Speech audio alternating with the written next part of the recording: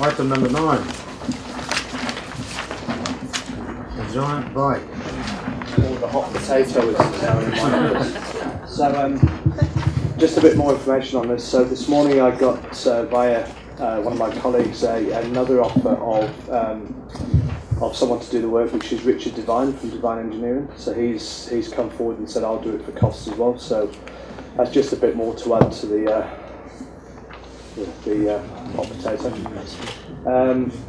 I'll try and answer any questions, but I think it's probably we've workshopped this issue, so I think it's just the decision-making process now. Thank you, Mr. Rick. Councillor Park. Yes, sorry, Mr. Rick, we've spoken to you briefly, but just to enlighten the councillors, has a civil engineer been asked, have you asked a civil engineer for their opinion on the matter? Has there been some sort of conversation with that sort of specialist engineer? In respect of? The bike being... Safety, when it's put back up again, yeah. Yeah, they get a code of... Yeah, it's I think No, it's... I totally understand that, but it's been asked by members of the public, which I've made you aware of, yeah. You know, whether a civil engineer was consulted. Well, Chris Todd, who's alongside Rose Blakely, has had a look at it. The reality is, until the repairs are done, an engineer will then look at it and go, yeah, that's safe to use. Of course, we're not going to put anything up there that's of risk to anyone, no, in terms of the structural stability of the bike. Oh, and the engineer himself will have his own integrity.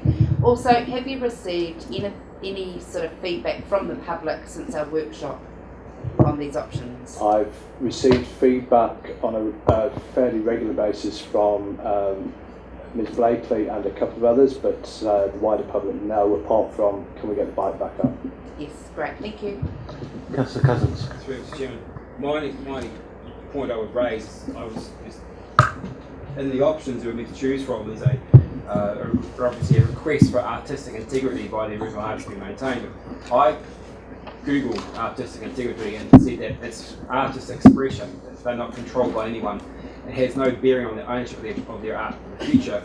I look at it like a house that's been built by an architect or designed by an architect. Once the house is sold, that architecture is passed to the new owner, they can remodel at any time. I don't see any right by the original artist to be able to do the repair work. So I think if I can help out on this one, our lawyers had a look into that because that was one of the most recent correspondence that's happened from Mrs. Blakely. And what our lawyer says is that if we own the bike, which we do in this case, then that transfers to the copyright, if you like, transfers to us.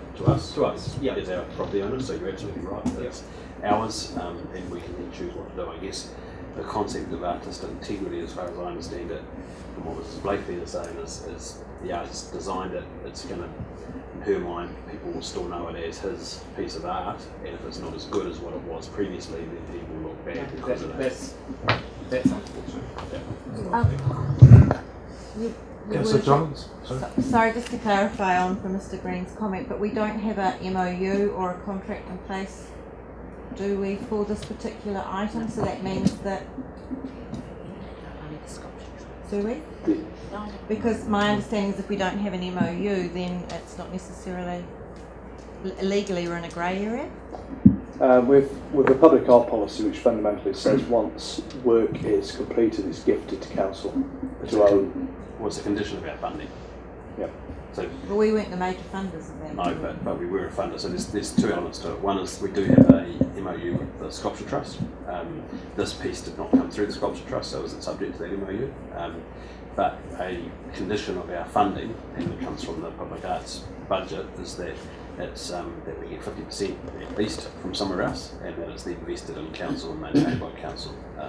That's definitely implicit in the discussion that happened all the way through the construction of this bike, and in fact Mrs. Blakely previously and ex-Councillor Craig agreed to that through that process. Councillor Body. When this agenda was written, Mr. Ridge brought up the point that we now have two local engineers prepared. I accept that as the option to take, but I believe we'd have to have an amendment to the suggested resolution. So the cocktail can quickly work out. Councillor Johns? Sorry. Would everyone agree though, in the ideal scenario, if, you know, in the ideal world, we would get the artist to do the bike and we get the bike up as soon as we could? We're having this discussion because of money. Yes. Has anybody been to any corporate sponsor or citizen in this town and said, are you willing to help us chip in to get this bike back up? So that was thrown back to Ms Blakely Yeah. at the workshop, and I'm unaware if that any conversation has been had. I personally haven't, because the conversation went, here's two options on the table, and there's an option I understand where you're coming from, and I think you're right in the ideal world, but I've not been to a corporate sponsor. The desire is to get this thing up as quickly as possible. Well, you could say from Ms Blakely's point of view that if it is ours, then maybe we should be asking the questions, you know, of anybody that might like to contribute. Yep, but that could take considerable time to get that across the board. Not necessarily. I have had an offer from a member of the community for $1,000 from Taupo Furniture Removal. Shakes Taylor has offered that to me, which was very nice of him. Remember, there will be a cost whichever way we go of materials or labour. It's good that you raise that, Councillor Johns, because we're not too late to do that. It all depends on the decision today. It's still going to be unbudgeted costs. So, yeah, Councillor Park. Oh, just to add on to Councillor Johns, I attended Bike Taupo last week or the week before and asked them a similar question about sponsorship and their thoughts, being integral in that biking community, and they hadn't had any approaches or offers of support or anything else from anyone in the general public. They just want the bike up as soon as possible. If I can just, what's happening here is that people are corporately funding it, because we've had two people come forward and say, I'll do it for cost. So in some ways, we're not getting a big corporate who gave us $24,000, but we're getting a couple of engineers to say, I'll do this for the cost, no labour included. So in my mind, they are sponsoring this repair.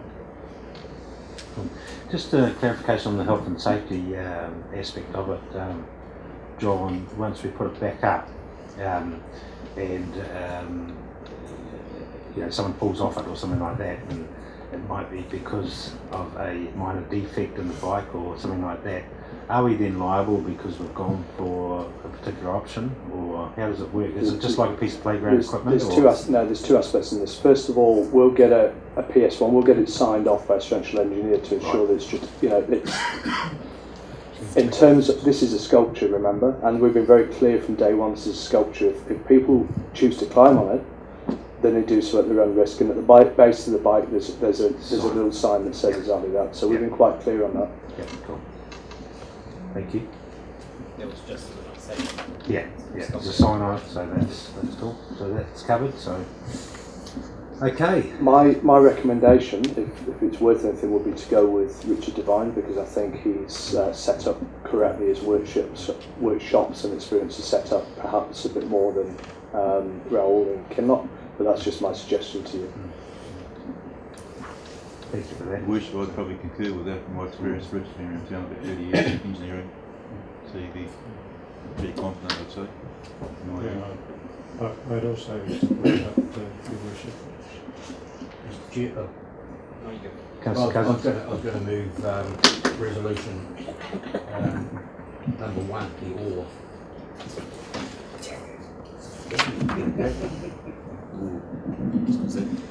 Councillor, are you asking for, is that the local engineer? Because I think the way that was written was for that to be the Kinloch one. The Kinloch. So, Well, I had an amendment that a local engineer be approached to carry out. That covers that's good. Yep. Okay, any other discussion? Okay, it's been moved. We just need the communication of this, of course. We might need to discuss that. Your job. Communicator, thank you. I noticed you've got the communications manager with you. Yeah, it's always a hard one. Whatever way we go on this particular one, we're going to upset certain people. But I believe times are tight, I know times that tight, I don't believe them, I know that tight. And I think in the wider interests of the community here, if we have offers to do this job, and as long as it's checked by our engineers, that it's done 100% fail safe, correct, and what have you, I have comfort as being the mayor of the supporting council bodies moving this that resolution here. So I think that's the way we go. And the other thing is when we do get it back up, that we must make sure that it's vandal proof. We'll take some more steps around that. I don't know how that can be achieved or what we can do. We've got some rocks down at 5 Mile Bay we can transfer up to there. But anyway, so I think we've had to make a tough decision on this, and thank you, councillors, for probably talking to plenty of members of the public over the last couple of weeks about this, and I think we've made the right decision in the interest of the public. It's been moved by Councillor Body and seconded by Councillor Cousins. All those in favour, please say aye. Aye. Those against? Carried. Mr. Chairman, this is probably the time to bring up our insurance, because if we had an excess of say $4,000, we might have gone for the whole hog. But as the fact our excess is 25,000, is there some way that can be, I don't know, what you mentioned because of the Christchurch earthquake, etc. But we've just had the repairs done to the glass snake in the waterfront that was vandalised. How much more are we going to be liable for from vandalism? Thank you, Mr. Fox. I think the question was that can we reduce the... Yes, Mr. Chairman, we can reduce anything we want if we're prepared to pay the price. We have a number of artworks, as you say. They are currently covered and always have been under our material damages policy. The excess used to be, as you quite rightly allude to, was quite cheap. It was $2,000. Post Christchurch, for all the councils in the Bay of Plenty, and we're in a shared service arrangement around our insurance, that went up to 25k. There's an element of that material damages that looks at curios and artefacts. There's a maximum amount that's claimable, and there's a minimum deductible. That deductible is still 25k. Yes, we're going to have a look at that going across the board, but that'll be an extra cost. We will bring it back to you. Thank you. Okay.